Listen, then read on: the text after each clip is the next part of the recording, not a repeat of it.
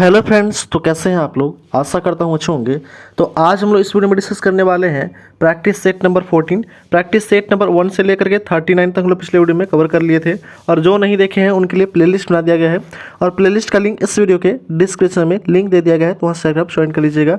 और ये हम लोग स्टार्ट किए थे एडिटेरिया का जो वॉल्यूम 2 बुक आया था सामान्य दिन का 7500 प्लस MCQ, उससे हम लोग स्टार्ट किए थे, और इसका PDF आपको व्हाट्सएप ग्रुप पर प्रोवाइड कर दिया जाता है। तो कृपया अभी तक जो भी चैनल को सब्सक्राइब नहीं किया तो कृपया सब्सक्राइब कर दें, लाइक कर दें, बेल आइकन दबा दें, और अलग अलग ऐसे रिलेटेड ग्रुप में शेयर कर दें। आपको एक प्रैक्टिस सेट में मोस्ट इंपॉर्टेंट 50 जो है वो जीके जिसका क्वेश्चन कराया जाता है फुल डिस्क्रिप्शन के साथ। आते हैं हम लोग, देखते हैं practice set number 40 practice set number 40 का फर्स्ट क्वेश्चन देखते हैं हम लोग। पहला क्वेश्चन है, फर्स्ट क्वेश्चन है कि वे वस्तुएं जो स्वयं प्रकाश उत्सर्जित करती हैं क्या कहलाती हैं।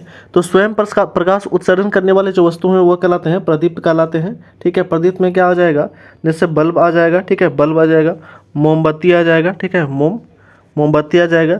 जो स्वयं प्रकाश उत्सर्जित करते हैं जुगनू भी आ जाएगा। अप्रदीप्त मतलब ऐसा वस्तु जो प्रकाश उत्सर्जित नहीं करते हैं।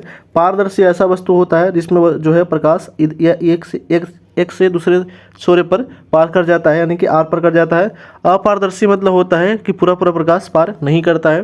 नेक्स्ट क्वेश्चन है, अगला प्रश्न है कि साबुन के पतले झाग के चमकदार रंगों का बनना किस परिघटना का परिणाम है। तो यह परिणाम है आपका परावर्तन और व्यतिकरण का परिणाम है। ऑप्शन नंबर ए हो जाएगा राइट आंसर। नेक्स्ट क्वेश्चन है, अगला प्रश्न है कि पृथ्वी पर किसी वस्तु का पलायन वेग चंद्रमा पर उस वस्तु का पलायन वेग का कितना होता है। तो पलायन वेग का अधिक होगा। ऑप्शन नंबर बी हो जाएगा राइट आंसर। तो पृथ्वी का पलायन वेग कितना होता है, पृथ्वी का पलायन होता है 11.2 किलोमीटर पर सेकेंड होता है। वही जो चंद्रमा का कितना होता है, तो चंद्रमा का होता है आपका 2.4 होता है किलोमीटर पर सेकेंड होता है। ठीक है, नेक्स्ट क्वेश्चन है, अगला प्रश्न है कि निम्न में से कौन सा अजैव अपघटनशील प्रदूषक है। तो अजैव अपघटनशील प्रदूषक है वो आपका DDT है। DDT का फुल फॉर्म होता है डाइक्लोरो, ठीक है, डिफेनाइल ट्राइक्लोरो इथेन होता है।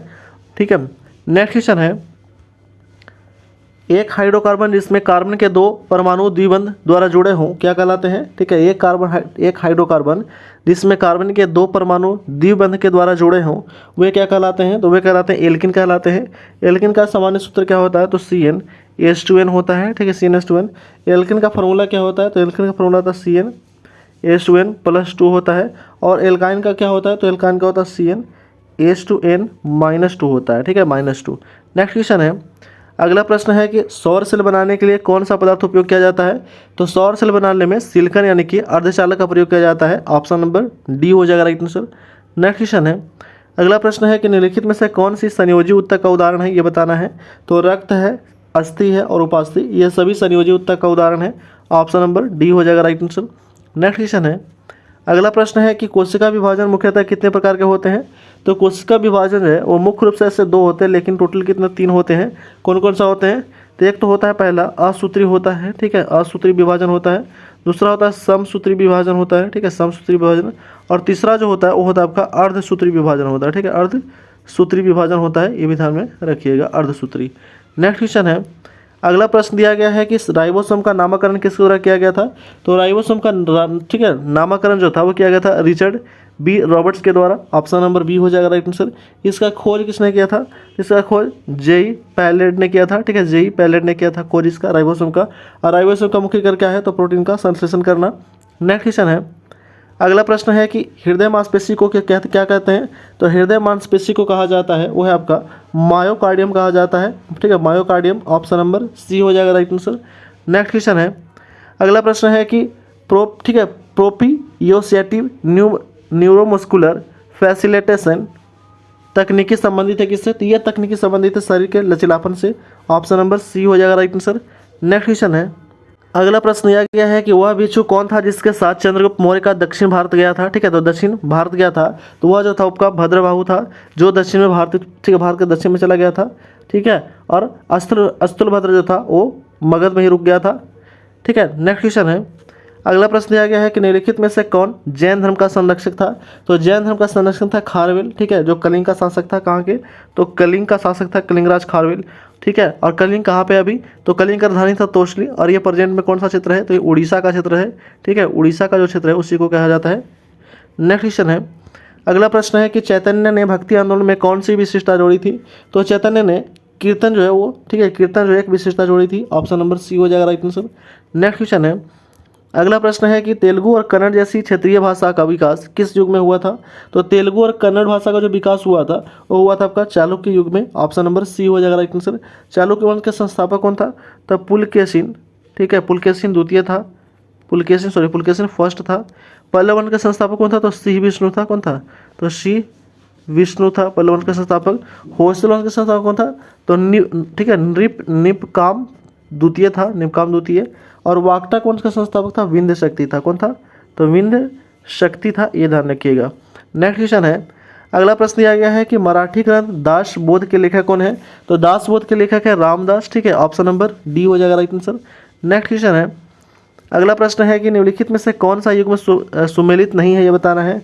देव समाज के संस्थापक थे शिव नारायण अग्निहोत्री, तो ये पहला सही है। दूसरा है धर्म सभा के संस्थापक राधाकांत देव थे, ये भी सही है। तीसरा है सेवा सदन के संस्थापक हृदयनाथ कंजरू थे, तो ये गलत है। इसके कौन थे। इसको जो संस्थापक थे वो थे आपका रमाबाई, ठीक है, रमाबाई रनाडे थे, रमाबाई रनाडे, ठीक है, रनाडे थे। वेद समाज के कौन थे। तो श्री धरलू नायडू, ये सही है, यानी कि ऑप्शन नंबर क्या हो जाएगा, सी हो जाएगा राइट आंसर।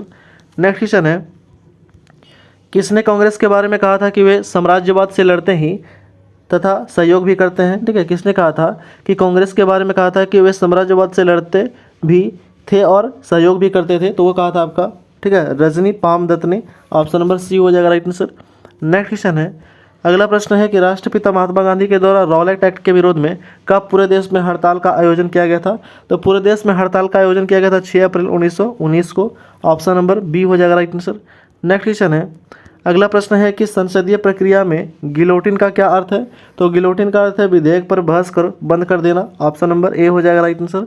नेक्स्ट क्वेश्चन है, अगला प्रश्न है कि ग्रामीण स्थानीय शासन का पंचायती राज्य नामांकन किस भारतीय राजनेता के सुझाव पर परिणाम था।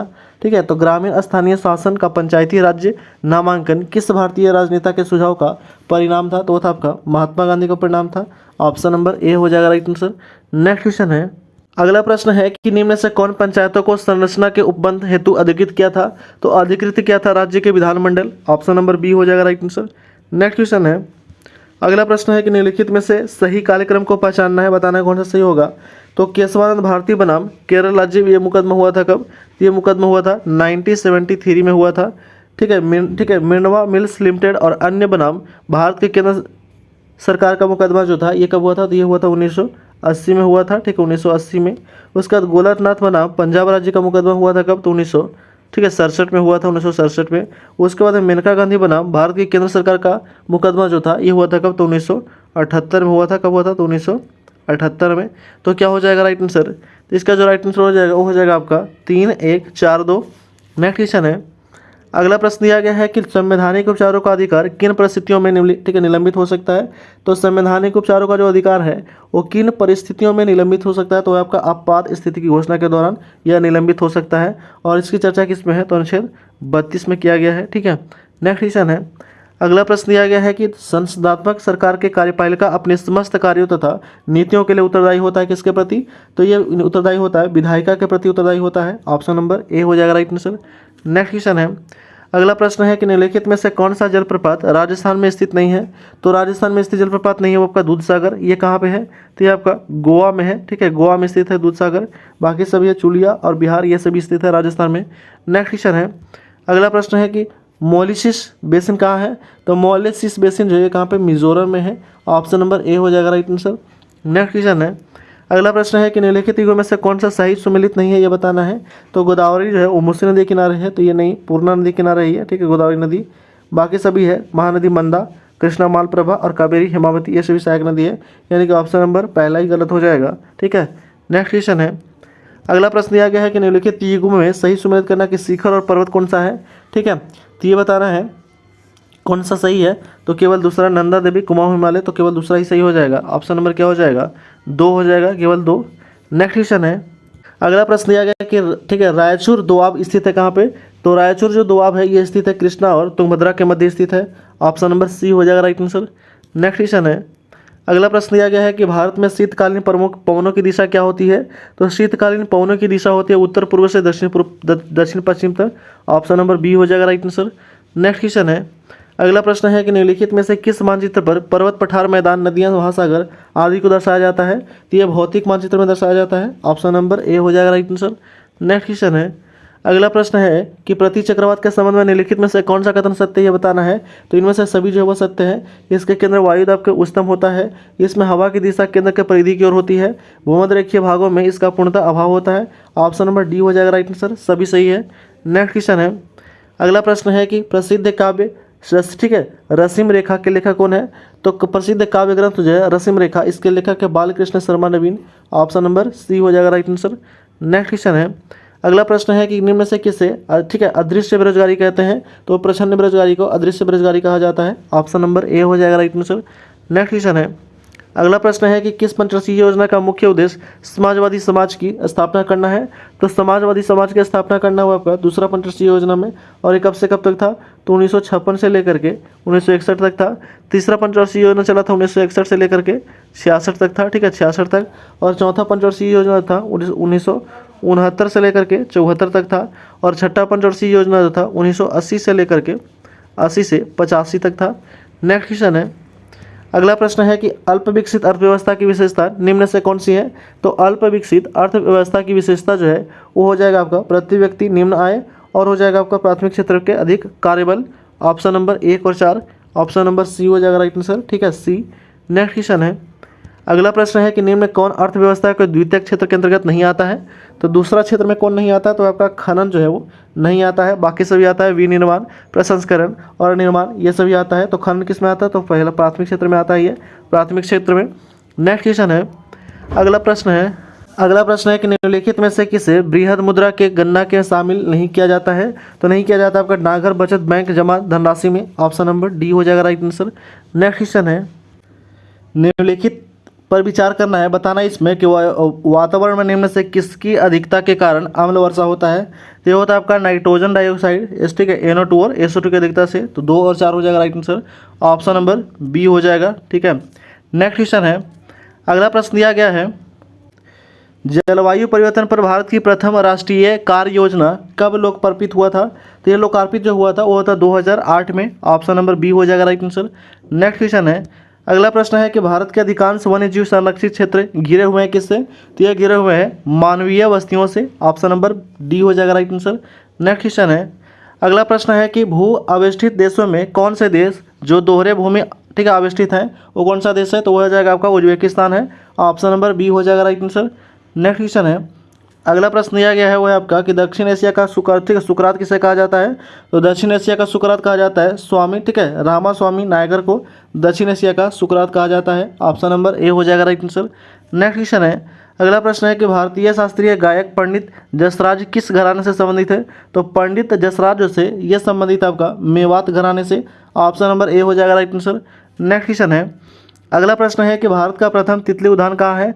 तो प्रथम तितली उद्यान है बन्नेरघट्टा कहाँ पे? बेंगलुरु में। ऑप्शन नंबर ए हो जाएगा राइट आंसर। नेक्स्ट क्वेश्चन है, अगला प्रश्न है कि हिंदी साहित्य के किस ओजपूर्ण रचनाकार ने जयप्रकाश नारायण की जीवनी जयप्रकाश की रचना की है? तो यह रचना क्या आपका Ramvriksh Benipuri. Option number C हो जाएगा राइट आंसर। नेक्स्ट क्वेश्चन है, अगला प्रश्न है कि भारतीय खाद्य सुरक्षा और मानक प्राधिकरण की स्थापना कब किया गया था? तो यह स्थापना किया गया था 5 सितंबर 2008 को। ऑप्शन नंबर ए हो जाएगा राइट आंसर। नेक्स्ट क्वेश्चन है, अगला प्रश्न है कि निम्नलिखित में से कौन सी जनजाति ऋतु प्रवास करते हैं? तो ऋतु प्रवास किया करते हैं तो ये करते हैं आपका भोटिया जनजाति। ऑप्शन नंबर ए हो जाएगा राइट आंसर। नेक्स्ट क्वेश्चन है, और इस वीडियो का लास्ट क्वेश्चन है ये 50 नंबर क्वेश्चन कि भारत सरकार द्वारा पहला ठोस अपशिष्ट से हाइड्रोजन संयंत्र कहाँ स्थापित किया गया है? तो यह स्थापित किया गया आपका कहाँ पे? पुणे में। ऑप्शन नंबर ए हो जाएगा राइट आंसर। इसमें कुछ स्मरणीय तथ्य दिया गया, इसके बारे में देख लेते हैं, ठीक है। वाकटक राजवंश जो था, वाकटक राजवंश की स्थापना हुआ था 255 में किसने के द्वारा? तो विंध्य शक्ति के द्वारा किया गया था, ठीक है। विंध्य शक्ति का उत्तराधिकारी कौन हुआ था? तो प्रवरसेन प्रथम था। विंध्य शक्ति का उत्तराधिकारी प्रवरसेन प्रथम हुआ था। नेक्स्ट पॉइंट है, अगला पॉइंट है कि प्रवरसेन वाकटक वंश का अकेला शासक था जो सम्राट की उपाधि धारण किया था, ठीक है।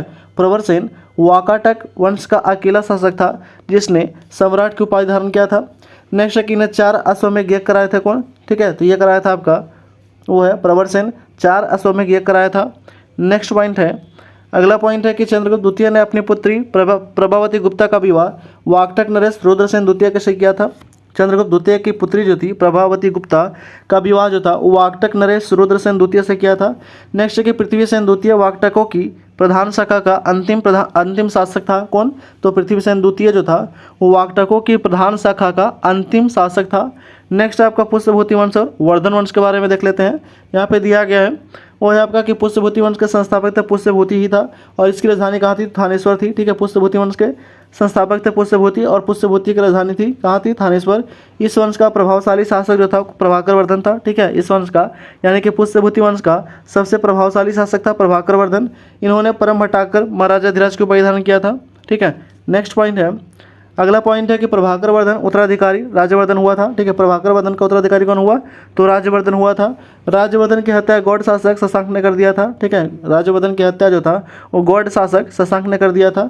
राज्यवर्धन जो था का उत्तराधिकारी हर्षवर्धन हुआ था।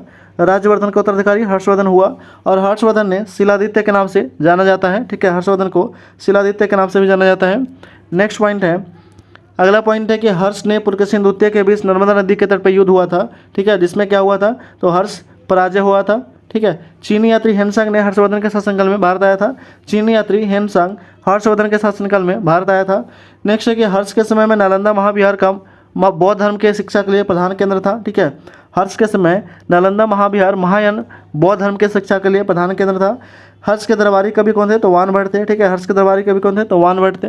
नेक्स्ट है, अगला पॉइंट है कि वानभट्ट हर्षचरित्र कादम्बरी की रचना किया था। वानभट्ट ने हर्षचरित्र और कादम्बरी की रचना किए थे। प्रियदर्शिका, रत्नावली और नागानंद यह 3 संस्कृत नाटक जो है वो हर्ष का है। ठीक है, हर्ष ने लिखी थी। प्रियदर्शिका, रत्नावली और नागानंद ये 3 संस्कृत नाटक की रचना हर्ष ने किया था, यानी कि हर्षवर्धन ने किया था। हर्ष के समय मथुरा सूती वस्त्रों के निर्माण के लिए प्रसिद्ध था। ठीक है, हर्ष के समय मथुरा जो था वो सूती वस्त्रों के निर्माण के लिए क्या था? तो प्रसिद्ध था। और हर्ष का जो शासनकाल रहा था और 606 से लेकर के 647 तक रहा था, ये भी आपको ध्यान में रखना है। तो इस तरह हम लोग प्रैक्टिस सेट नंबर 40 जो था वो हम लोग टोटल समाप्त कर लिए इस वीडियो में। ठीक है, सेट नंबर 40 जो था हम लोग टोटल डिस्कस कर चुके हैं। इसमें आपको मोस्ट इंपॉर्टेंट 50 जो है जीके जिसका क्वेश्चन कराया गया फुल डिस्कशन के साथ। तो कृपया अभी तक जो भी चैनल को सब्सक्राइब नहीं किए हैं तो कृपया सब्सक्राइब कर दें, लाइक कर दें, बेल आइकन दबा दें और अलग अलग रिलेटेड ग्रुप में शेयर कर दें। इसका PDF आपको व्हाट्सएप ग्रुप पे प्रोवाइड कर दिया जाता है और व्हाट्सएप ग्रुप का लिंक इस वीडियो के डिस्क्रिप्शन में दे दिया गया है, तो वहाँ से आप ज्वाइन कर लीजिएगा। इसके पहले जो प्रैक्टिस सेट 1 से लेकर के 39 तक नहीं देखे हैं तो उनके लिए प्लेलिस्ट भी बना दिया गया है और प्लेलिस्ट का लिंक इस वीडियो के डिस्क्रिप्शन में दे दिया गया है, तो वहाँ से आप देख लीजिएगा। Thanks for watching.